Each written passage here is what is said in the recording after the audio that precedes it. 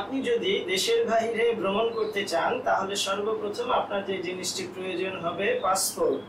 এরপরে যেই দেশে যেতে চাচ্ছেন সেই দেশের একটা ছবি রিকোয়ারমেন্ট থাকে, অর্থাৎ আপনি মালয়েশিয়া যেতে চাচ্ছেন, মালয়েশিয়ার একটা ছবি রিকোয়ারমেন্ট আছে, সেই রিকোয়ারমেন্ট অনুযায়ী আপনাকে ছবি তুলতে হবে।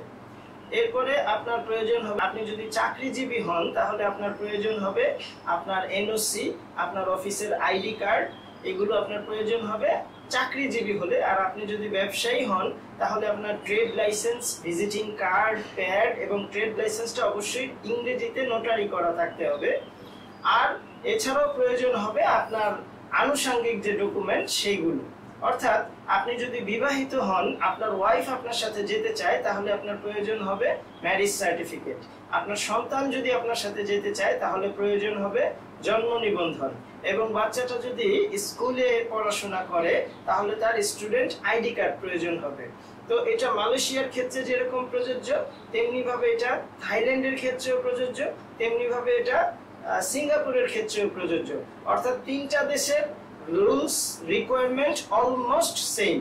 তবে আমাদের দেশ থেকে খুব সহজেই মালয়েশিয়ান ভিসাটা হচ্ছে আমাদের থাইল্যান্ডের ক্ষেত্রে একটু বেশি কড়াকড়ি হয়, এবং সিঙ্গাপুরের ক্ষেত্রেও তুলনামূলক একটু বেশি চেকিং হয়।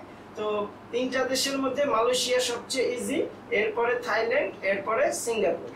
আপনারা তিনটা ভিসাই করতে পারেন। প্রয়োজন হবে আপনাদের পাসপোর্ট, ছবি, প্রফেশনাল ডকুমেন্টস, গুরুত্বপূর্ণ একটা জিনিস ভুলে গিয়েছি বলতে, ব্যাংক স্টেটমেন্ট বা সলভেন্সি। এরপরে আপনার আনুষঙ্গিক ডকুমেন্টস গুলো, এগুলো ঠিক থাকলে ইনশাআল্লাহ আপনি ভিসা পেয়ে যাবেন। আমরা প্রতিনিয়ত ভিসা প্রসেসিং করতেছি, অভিজ্ঞতার আলোকে দেখেছি যাদের ডকুমেন্টস গুলো ঠিক থাকে, যাদের ব্যাংকিং লেনদেন গুলো ভালো, যাদের প্রফেশনটা ভালো, তাদের ভিসা পেতে খুব একটা সমস্যা হয় না। আসসালামু আলাইকুম।